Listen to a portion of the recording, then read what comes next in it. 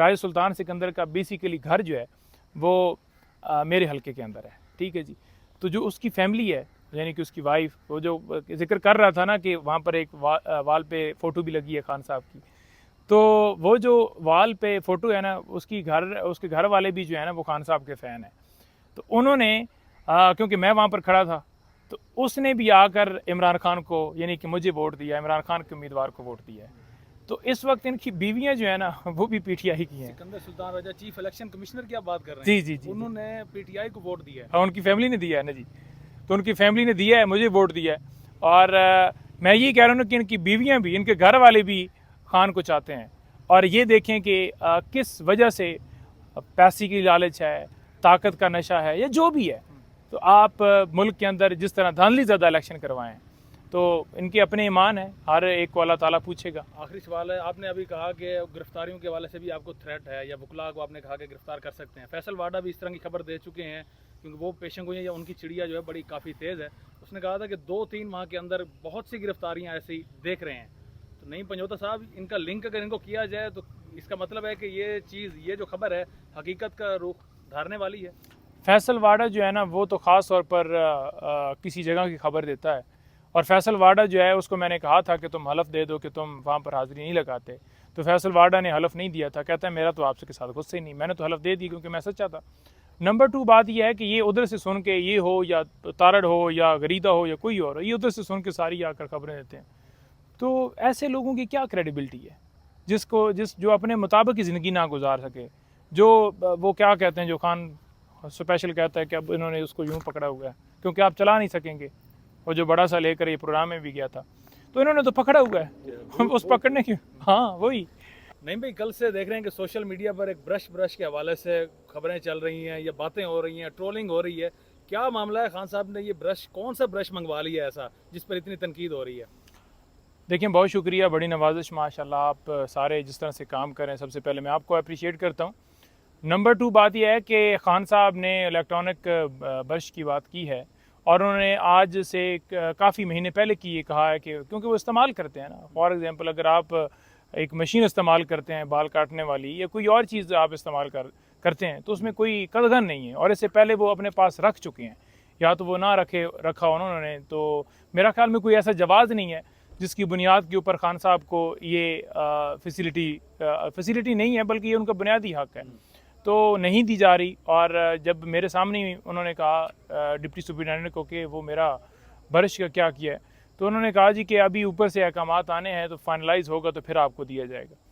बीबी साहब भी साथ बैठी हुई थी, तो मैंने कहा कि ये क्यों? उन्होंने कहा कि कुछ और चीज़ें हैं, कुछ खाने की चीज़ें हैं। फॉर एग्ज़ाम्पल, उनके घर में फ्रूट होता है, तो उन्होंने कहा कि वो मेरे भिजवाया जाए, या कोई और चीज़ है, तो वो पाबंदी है कि आप कोई चीज़ भी नहीं लेकर जा सकते। तो उन्होंने कहा कि इस हवाले से ज़रूर आप बात कीजिएगा। बीबी साहबा ने ख़ास तौर पर कहा, क्योंकि देखें ये उनका हक है, वकील उनसे नहीं मिल सकते। आज यही हुआ कि आज वहाँ पर तोशाखाना केस की समाअत थी, तो उन्होंने क्या किया कि उन्होंने कहा कि कोई बंदा भी नहीं जा सकता। एक वकील को अंदर जाने दिया ताकि मीडिया के ऊपर आकर बात जो है कम से कम खान साहब का, असल बेसिकली ये नैरेटिव रोकना चाहते हैं खान साहब का। इनका इरादा ये है कि खान साहब का पैगाम ना आ सके, खान साहब की कोई बात ना आ सके, जिसकी वजह से उन्होंने पाबंदी लगाई। अब एक वकील अगर जाता है, प्रोफेशनल, उसने जाकर काम करना है, जाकर उस टाइम पर खड़ा हो जाएगा। सलमान सफदर साहब गए, तो उसके बाद क्या होता है? उसके बाद ये होता है कि उसने वहाँ पर, क्योंकि वो अंगेज हो गया, लेकिन साथ जो वकील दूसरे होते हैं, वो डेफिनेटली जब मीडिया से बात कर रहे होते हैं, खान साहब हम साथ खड़े होते हैं, या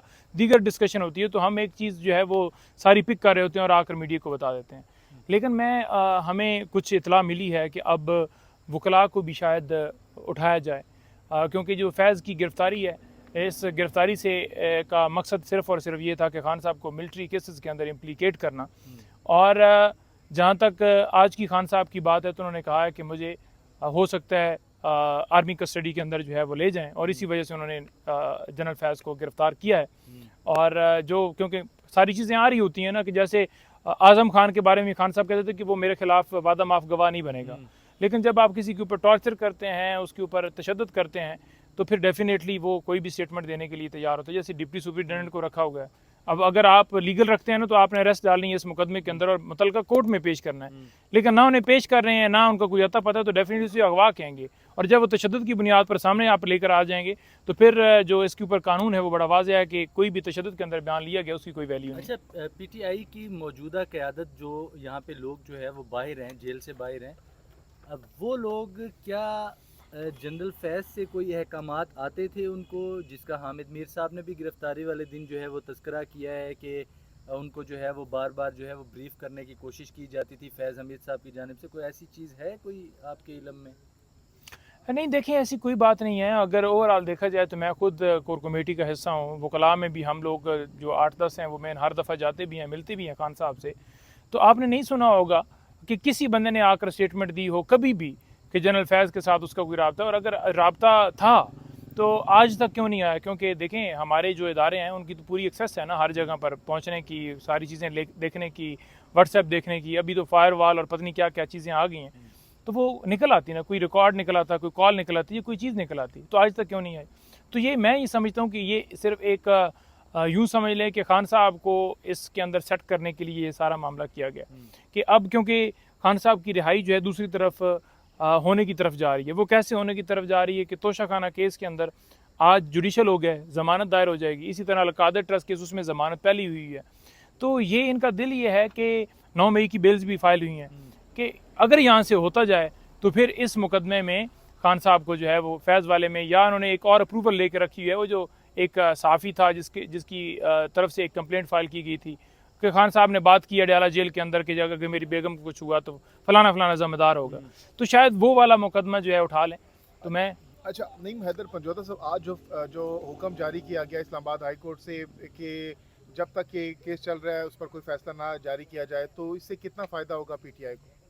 देखें, इससे बड़ा फ़ायदा ये होगा कि सबसे पहली बात यह है कि अलकादर ट्रस्ट केस जो है जो बनाया गया झूठा केस है। अब उसके अंदर सबसे जो अहम नुकता है ये है कि ये केस इससे पहले 2020 के अंदर क्लोज़ हो चुका है, तो वो दस्तावेज़ात सामने आएंगी और खुल जाएगा कि केस के अंदर असल हक़ाइक़ क्या हैं, वो बंद उस वक्त क्यों किए गए। जब एक केस एक खुशी मनाएगी कि पैसे आए हैं और उस वक्त उस केस को क्लोज़ किया गया, तो वो फाइल जो है ऑन रिकॉर्ड आनी चाहिए, इसी वजह से नहीं दी गई। और जवाज़ ये रखा गया कि जो उसके अंदर रखने वाला है, रिकॉर्ड कीपर है, उसके पास अथॉरिटी नहीं है। हालांकि ये गलत जवाज़ रखा गया, लेकिन जो ही वो सामने आएगा, एक तो फैसला जो है वो आज एक बड़ी अच्छी न्यूज़ ये है कि इसके अंदर फैसला नहीं होगा, क्योंकि सुप्रीम कोर्ट ने भी एक फ़ैसला दिया हुआ है। उसके अंदर जो उन्होंने कहा है कि कोई भी डिसीजन नहीं दिया जाएगा किसी भी केस के ऊपर, तो वो जो अमेंडमेंट चैलेंज की गई थी उनके ऊपर भी फैसला आना है। तो लिहाजा यहाँ से जो इस्लामाबाद हाई कोर्ट से एक अच्छी न्यूज़ है कि खान साहब का खान साहब और बीबी साहबा की हद तक इस केस के अंदर फैसला नहीं आएगा, यानी कि सज़ा नहीं सुनाएगी जब तक वो डॉक्यूमेंट सामने आते हैं तो वो बड़ी सपोर्ट करेंगे। और दूसरा तोशा खाना में भी वो भी बड़ी एक अच्छी न्यूज़ है कि आज खान साहब का जुडिशल हो गया। अच्छा, जलसों के हवाले से इस वक्त जो है वो तहरीक इंसाफ सरगर्म नज़र आ रही है, बयानात भी दिए जा रहे हैं मुख्तलिफ लीडरान की जानिब से। क्या समझते हैं 22 अगस्त को जलसा कामयाब कर पाएगी तहरीक इंसाफ, जबकि हर कोई खिलाफ है इस वक्त जो है वो स्टेट मशीनरी भी आप लोगों के खिलाफ चल रही है? अच्छा, वो फर्स्ट जो सवाल किया सुकलैन साहब ने कि एक ब्रश के हवाले से बात हो रही है, खान साहब ने इलेक्ट्रिक ब्रश मांगा है। ये इलेक्ट्रिक ब्रश कौन सा ब्रश होता है? इस हवाले से भी काफ़ी मीम्स बन रही हैं, बहुत सारा मजाक उड़ाया जा रहा है कि खान साहब ने इलेक्ट्रिक ब्रश मांग ली है। देखिए, पहली बात तो ये है कि इलेक्ट्रिक ब्रश मैं तो नहीं इस्तेमाल करता, लेकिन अगर वो इस्तेमाल करते हैं, जिसको नहीं पता वो लेके चेक करके दुकान से ले ले, वो इस्तेमाल करते हैं तो इसमें मसला क्या है? आपको देखो, उनका हक है, ठीक है। और मैंने पहले भी कहा ना कि अगर इलेक्ट्रिक कोई मशीन हो, कोई शेव करने वाली हो या कोई और चीज़ हो, तो वो उनका राइट है, ठीक है। आप कभी किसी चीज़ पर पाबंदी लगा रहे हैं, कभी किसी चीज़ पर पाबंदी, इसका मकसद ये नहीं था बात करने का कि मैं कोई इस चीज़ के ऊपर बड़ा जो है वो चाहता हूँ कि कोई मीम्स बने।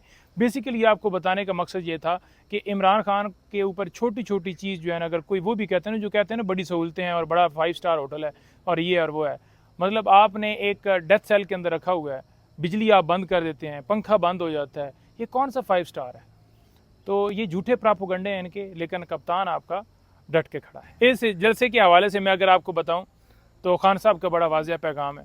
खान साहब से जो मेरी मुलाकात हुई, उन्होंने मुलाकात के अंदर ये कहा कि मैं पूरी कौम से ये कहता हूँ कि आज़ादी के लिए कुर्बानी देनी पड़ती है, तो जब आप कुर्बानी देते हैं तो फिर उसके बाद आपको राहत मिलती है। आपने पूरे पाकिस्तान से, बल्कि ओवरसीज़ पाकिस्तान, मुझे कुछ लोग बाहर से रब्ता कर रहे थे, आपने हर जगह से आना है, इस जलसे को आपने हर सूरत कामयाब करना है। इस जलसे की कामयाबी जो है हमारी आने वाली जो लाइन है वो सेट करेगी। उसकी रीज़न ये है कि ये जो खान साहब है हकीकी आज़ादी की जंग लड़ रहे हैं। तो खान साहब का बड़ा वाज़ेह मौक़िफ़ है कि आपने इस जलसे में ख़वातीन, बच्चे, बूढ़े, तमाम लोगों को खान साहब का पैगाम है कि आप सब ने शिरकत करनी है। इस जलसे को आपने कामयाब करना है। इस जलसे को आपने इस तरह से कामयाब करना है कि जो हमारे मुखालिफ हैं वो कहते हैं ना कि उस जलसे की आवाज़ वो चाहे वो बैठे हो ना जाती उम्रा तो वहाँ तक आवाज़ जानी चाहिए। जब नारा लगे उस जलसे के अंदर इमरान खान का तो आगे जिंदाबाद की जो आवाज़ है वो वहाँ तक गूंजनी चाहिए। और इंशाल्लाह आप देखेंगे कि ये तारीख़ का सबसे बड़ा जलसा होगा। और अगर कोई रुकावट डालने की कोशिश करेगा तो मैं वाज़ेह कह दूं कि जलसा हर सूरत होगा। हैदर पंजोता साहब, आपने कहा कि आपकी बार अगर एनओसी कैंसिल कर दिया जाता है उसके बावजूद आप लोग जलसा करेंगे, तो ये तो टकराव की मामलात हो सकते हैं, नुकसान हो सकता है, तो उसको कैसे आप लोग टैकल करेंगे? किससे टकराव हो सकता है? क्यों कोई टकराव करेगा? क्यों कोई आके हमें हर्डल डालेगा? क्यों कोई एनओसी कैंसिल करेगा?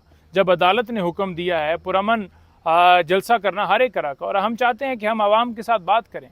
आवाम चाहती है कि वो आकर अपना प्रोटेस्ट रिकॉर्ड कराएं, अपनी बात रिकॉर्ड करवाएं। वो चाहते हैं कि मुल्क के अंदर लाकानूनियत ख़त्म हो। वो चाहते हैं कि हमारा मुल्क माशी तौर पर उसमें इस्तेकाम है। वो चाहते हैं कि हमारा मुल्क आगे बढ़े। वो अपने बच्चों के मुस्तकबिल के लिए आएंगे। कोई यहाँ पर वो दहशतगर्दी करने तो नहीं आएंगे। अगर यहाँ पर जमात इस्लामी बैठी हुई है, बिजली के बिलों के हवाले से डिमांड रखी है, टैक्सेस जो हैं उसके हवाले से उनका मुतालबा था, तो क्या उन्होंने आकर कोई दहशतगर्दी कर दी है? आप अपने लोगों को दहशतगर्द करार दे रहे हैं। नहीं, जलसा किसी को कैंसिल नहीं करना चाहिए। और अगर जलसा कैंसिल करते हैं तो डेफिनेटली वो हमारे मुखालिफ हैं गवर्नमेंट वाले, तो वो कैंसिल करेंगे, वो उनकी बदनीति होगी। तो वो तो नहीं चाहेंगे कि उनका डाका एक्सपोज हो। तो आवाम राइट रखती है, आवाम अपनी मर्जी के मुताबिक, ये आवाम का मुल्क है, कोई नून लीग का मुल्क नहीं है। तो आवाम ने फैसला किया कि वो 22 तारीख को इस्लामाबाद में जलसा कर रही है, तो आवाम आएगी और इंशाअल्लाह ताला हम सारे मिलकर करेंगे। हैदर पंजोता साहब, ये बताइएगा कि खान साहब के अब तकरीबन 2 केसेस रह गए हैं, तो एज ए लीगल कानूनी माहिर क्या लगता है, ऐसे खान साहब के वकील क्या लग रहा है, खान साहब कब तक रिहा हो सकते हैं? देखिए, रिहाई की अगर बात की जाए ना, तो मैं ये देख रहा हूँ कि ये जो मूवमेंट स्टार्ट अब हो रही है ना, और लोग जो हैं जैसे स्टूडेंट्स भी मोबिलाइज हो रहे हैं, तो ऐसी सारी सूरत हाल के अंदर जब मोमेंटम ज़्यादा बनेगा ना, तो फिर उसके बाद आप देखेंगे कि जलसे जो हैं वो उनकी तादाद बढ़ेगी, रैलियाँ भी होंगी, एहतजाज भी होंगे और सारी चीज़ें। उसके बाद ही देखिए आवाम की ताकत से खान साहब बाहर आ सकते हैं। लीगल कोई केस नहीं है खान साहब की डील के हवाले से या खान साहब के उस मौक़िफ़ के हवाले से कि वो भागने वाले हैं। मैं खान साहब के वर्ड्स बात टू बात आपके सामने रख देता हूँ कि खान साहब का क्या मौक़िफ़ है कि मैं भागूंगा ये इधर रहूँगा।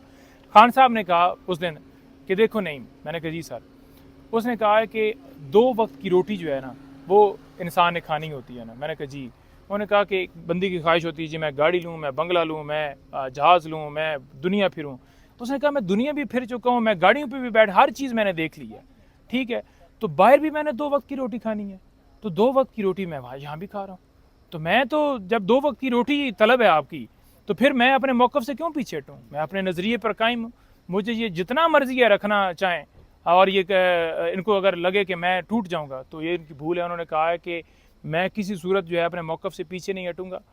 सारे लोग ये सुन लें कि इमरान खान आज अगर बैठा है तो आपके बच्चों के मुस्तकबिल के लिए, लेकिन as a Pakistani, as a शहरी पाकिस्तान के, हमारी ज़िम्मेदारी है कि इस सारे माहौल के अंदर जो है हम उसके लिए निकलें। जब भी कॉल दी जाए, जब भी आवाज़ आए तो उसके ऊपर लब बैक हैं, क्योंकि ये किसी एक की कुर्बानी से मामला नहीं होगा। हम सबको आना पड़ेगा, हम सबको आकर फ्रंट फुट पे आकर सारा कुछ करना पड़ेगा। हम हमेशा जब भी कॉल आई, मैं, हमारे और दोस्त सारे 7-8 दफ़ा कॉल आई है इलेक्शन के बाद, हम निकले हैं, लेकिन आपको भी निकलना पड़ेगा।